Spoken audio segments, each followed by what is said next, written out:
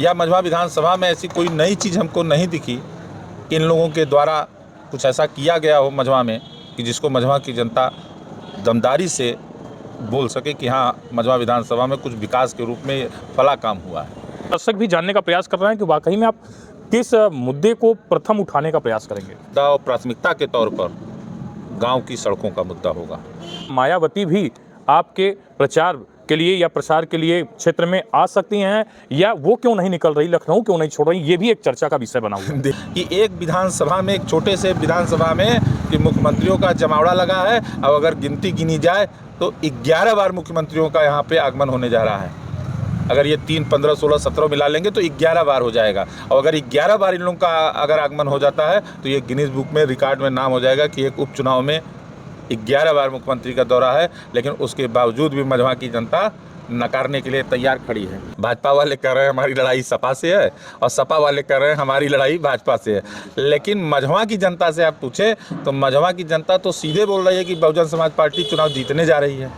तो वो लोग लड़ाई पहले नंबर के लिए नहीं लड़ रहे हैं, वो लोग का कंपटीशन आपस में है कि कौन दूसरे पे आए और कौन तीसरे पे। नमस्कार, मैं अभी मौजूद हूं आदर्श नगर पंचायत कछवा में। इस समय मझवा उपचुनाव की सरगर्मी बढ़ती चली जा रही है, जहां भारतीय जनता पार्टी के तमाम बड़े से बड़े नेता फील्ड में उतर रहे हैं, वहीं सपा के भी तमाम बड़े नेताओं का दौड़ा देखने को मिल रहा है। और वहीं बसपा भी अपनी उपस्थिति हर एक गली कोने में दर्ज कराती दिख रही है। इसी दौरान चुनाव प्रचार के दौरान ही हमें मिल पड़े हैं दीपू तिवारी, जो कि बसपा के कैंडिडेट हैं और रात हो या दिन हर समय फील्ड में दौड़ते नजर आ रहे हैं। बात करेंगे कि किस मुद्दे को लेकर या विशेष किस योजना को लेकर ये फील्ड में जनता के बीच में जा रहे हैं और जनता का मिजाज क्या है। विशेष इस विषय पर चर्चा करेंगे, किस मुद्दे को लेकर आप चुनाव फील्ड में उतरे हुए हैं। देखिए, हमारा मुद्दा विकास का मुद्दा है जी। मझवा विधानसभा में इधर हमको लग रहा है करीब 30-35 साल बीत गए, विकास से कोई मतलब ही नहीं लोगों का। जो भी यहाँ चुनाव लड़ा वो कहीं न कहीं अपने व्यक्तिगत स्वार्थ के लिए चुनाव लड़ा। जनता ने उनके ऊपर विश्वास करके उनको अपना जनप्रतिनिधि चुना, लेकिन वो जनता के उस विश्वास पे खरे नहीं उतरे।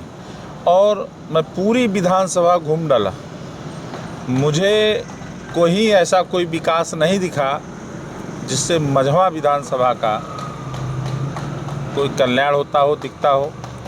या मझवा विधानसभा में ऐसी कोई नई चीज़ हमको नहीं दिखी कि इन लोगों के द्वारा कुछ ऐसा किया गया हो मझवा में कि जिसको मझवा की जनता दमदारी से बोल सके कि हाँ, मझवा विधानसभा में कुछ विकास के रूप में फला काम हुआ है। एक चीज़ तो स्पष्ट है कि सपा के जो कैंडिडेट हैं वो भी यहाँ के 3 बार के विधायक रहे हैं, उनके बारे में भी तमाम चीज़ें जनता जान रही है। वहीं एक बार बीजेपी की भी जो कैंडिडेट हैं सुचिस्मिता मौर्य, उनको भी जनता जान रही है कि विधायक रहते किस प्रकार से जनता का सहयोग या फिर किस तरीके से वो विकास की अपनी धाराएं बढ़ाते नजर आए हैं। मान लीजिए आप विधायक चुने जाते हैं तो आप क्षेत्र के लिए, मझवा क्षेत्र के लिए या फिर पहाड़ी क्षेत्र के लिए और भी ब्लॉकों के लिए प्रथम कार्य क्या सोचे हुए हैं, इसको जानने का प्रयास करेंगे। और दर्शक भी जानने का प्रयास कर रहे हैं कि वाकई में आप किस मुद्दे को प्रथम उठाने का प्रयास करेंगे। देखिए, मझवा विधानसभा में 3 ब्लॉक आते हैं, मैं तीनों ब्लॉक की बात कर रहा हूँ। मेरे नज़र में सबसे पहला मुद्दा और प्राथमिकता के तौर पर गांव की सड़कों का मुद्दा होगा, जो कि गांव में कहीं भी सड़क नहीं है।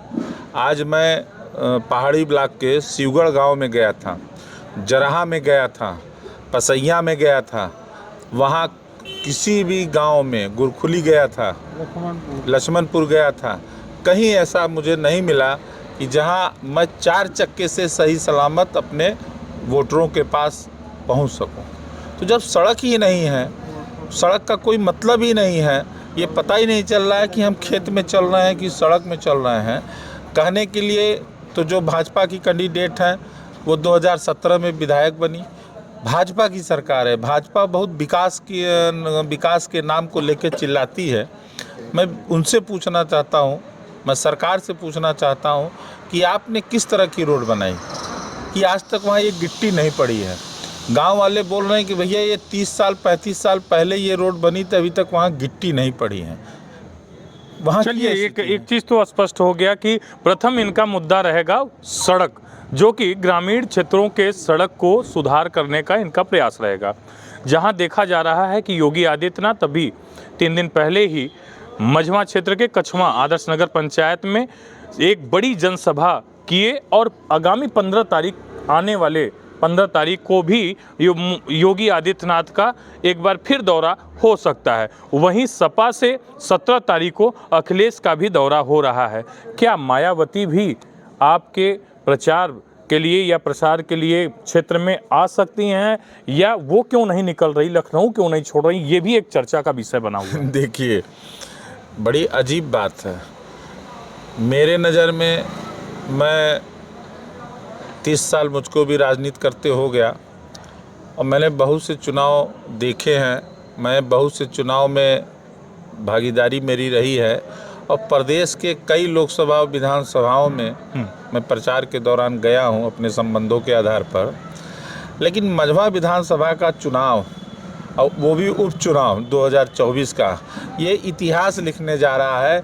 अगर गिनीज बुक में रिकॉर्ड में अगर नाम लिखना होगा तो शायद मझवा विधानसभा का लिखा जाएगा, क्योंकि जब से चुनाव की यहाँ घोषणा हुई है या जब से ये कह लीजिए कि यहाँ की सीट रिक्त हुई है इस्तीफा के बाद से, उत्तर प्रदेश के तीन मुख्यमंत्री हैं, 2 उप मुख्यमंत्री, एक माननीय मुख्यमंत्री जी।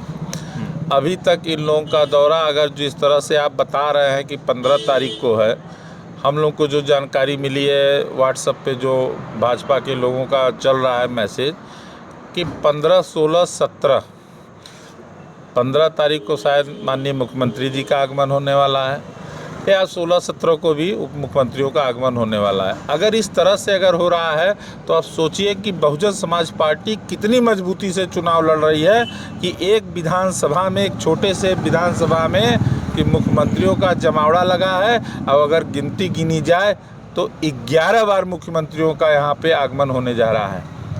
अगर ये 3, 15, 16, 17 मिला लेंगे तो 11 बार हो जाएगा। और अगर 11 बार इन लोगों का अगर आगमन हो जाता है तो ये गिनीज बुक में रिकॉर्ड में नाम हो जाएगा कि एक उपचुनाव में 11 बार मुख्यमंत्री का दौरा है। लेकिन उसके बावजूद भी मझवा की जनता नकारने के लिए तैयार खड़ी है। लेकिन ये सुनिए, अब बहुजन समाज पार्टी की आप बात करते हैं, तो जब बहुजन समाज पार्टी का कार्यकर्ता चुनाव लड़ रहा है और कार्यकर्ता के लड़ने पर अगर 11 बार मुख्यमंत्री को आना पड़ रहा है तो बहन कुमारी मायावती जी आ जाएंगी तो हमको लगता है कि पूरी भारत सरकार ही यहाँ पे आ जाएगी। तो अब इतना अंतर है बहुजन की ताकत में। ऐसा भी हो सकता है कि बहुजन नहीं, हो सकता है कि सपा से लड़ाई, क्योंकि तमाम न्यूज मीडिया और तमाम जगहों पे देखने को मिल रहा है और भी जगहों पे देखने को मिल रहा है कि मझवा का चुनाव जो है सपा और भाजपा, वहीं तमाम जो है ऐसे वोटरों का भी रुझान देखने को मिल रहा है कि सपा और भाजपा की लड़ाई है। तो ऐसे में जो है क्या कहना चाहेंगे? अब देखिए, मैं एक बात और आपको बता रहा हूँ कि ये सपा और भाजपा ही आपस में तय कर रही कि हमारी आपकी लड़ाई है। भाजपा वाले कह रहे हैं हमारी लड़ाई सपा से है और सपा वाले कह रहे हैं हमारी लड़ाई भाजपा से है। लेकिन मझवा की जनता से आप पूछे तो मझवा की जनता तो सीधे बोल रही है कि बहुजन समाज पार्टी चुनाव जीतने जा रही है। तो वो लोग लड़ाई पहले नंबर के लिए नहीं लड़ रहे हैं, वो लोगों का कंपटीशन आपस में है कि कौन दूसरे पे आए और कौन तीसरे पे आए। तो इसलिए वो लोग आपस में लड़ रहे हैं, लेकिन पहले के लिए नहीं लड़ रहे हैं। पहले के लिए मझवा की जनता ने मन बना चुका है बहुजन समाज पार्टी के लिए, और मझवा की जनता तय करेगी कि कौन पहले पे रहेगा, कौन दूसरे पे रहेगा और कौन तीसरे पे रहेगा। किसी के कहने से, आपस में मिली भगत करके कहने से लोगों को बरगलाना और गुमराह करना इन दोनों पार्टियों की पुरानी आदत रही है। और रही समाजवादी पार्टी की बात, तो समाजवादी पार्टी को भी मझवा की जनता ने जो प्रत्याशी लड़ रहे हैं उनको देख चुके हैं मझवा की जनता, और जो भारतीय जनता पार्टी की प्रत्याशी लड़ रही हैं उनको भी विधायक के रूप में यहाँ देख चुकी हैं। और दीपू तिवारी तो मात्र मझवा की जनता से 18 महीना के लिए आशीर्वाद मांग रहा है कि अगर आपने 18 महीना के लिए आशीर्वाद दिया तो दीपू तिवारी 27 सालों पर 12 साल भारतीय जनता पार्टी का, 15 साल सपा के विधायक का कार्यकाल के ऊपर दीपू तिवारी का 18 साल का कार्यकाल भारी पड़ेगा। एक चीज़ और जानेंगे, 18 महीने का कार्यकाल।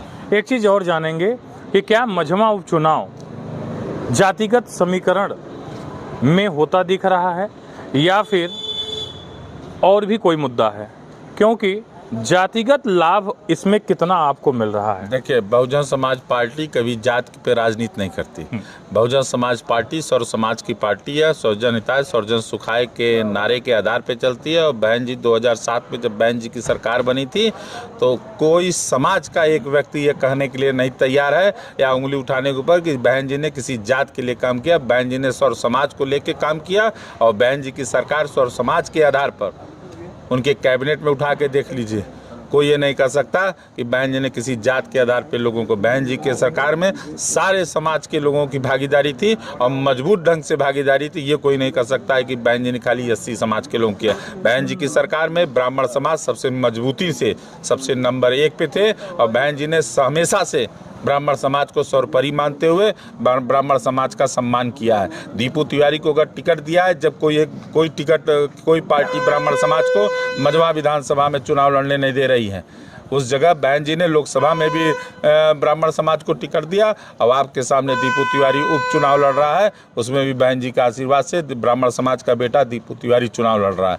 तो कैसे कोई कह देगा कि जात की राजनीति करती है बहुजन समाज पार्टी? बहुजन समाज पार्टी कुमारी बहन मायावती जी ने कभी कभी जात की बात नहीं की। उनकी सरकार जब रही तो उन्होंने सर्व समाज के लिए काम किया, किसी एक जात के लिए काम नहीं किया। उनके कार्यकाल के अंदर एक छोटी सी नौकरी बहन जी ने सफाई कर्मी की नौकरी निकाली थी। उन्होंने सीधे कहा था कि हमारे समाज में, हमारे उत्तर प्रदेश के अंदर जो भी हमारा परिवार गरीब होगा उसके लिए ये नौकरी निकाली थी बहन जी ने। और इतिहास नहीं, पूरे हिंदुस्तान नहीं, पूरे विश्व की मैं बात करता हूँ, एक लौती बहन जी ऐसी नेता थी कि जिन्होंने कुटुंब रजिस्टर को देख के नौकरी देने का काम किया। बहन जी के सरकार में जो भी नौकरियाँ लोगों को मिली, चाहे पुलिस की भर्ती रही है, चाहे जो भी, कभी पर्चा लीक नहीं हुआ। कभी बहन जी ने कभी करा के 2 साल तक रिजल्ट नहीं रोकने का काम किया। बहन जी के सरकार में जो काम होता था वो दमदारी से और ईमानदारी से होता था और किसी की हैसियत नहीं थी बहन जी की सरकार में कोई गलत काम कर दे। तो ये आप देख रहे थे, हम बात कर रहे थे वर्तमान जो है बीएसपी प्रत्याशी दीपू तिवारी से, जो कि मझवा के वोटरों से इनका इतना रूबरू होना और मझवा के वोटरों से क्या अपेक्षा लेकर ये मझवा के वोटरों में जा रहे हैं और क्या लग रहा है चुनावी मिजाज, कुछ इनसे जानने का प्रयास कर रहे थे। क्योंकि जनता, असली मिजाज तो जनता के पोटरी में है, जो कि 20 तारीख को अपने मत को देकर 23 तारीख को वो तय करेगी कि कौन होगा मझवा का वो विधायक। आप देख रहे हैं दैनिक भास्कर, भानु प्रताप सिंह के साथ, जनपद मिर्जा।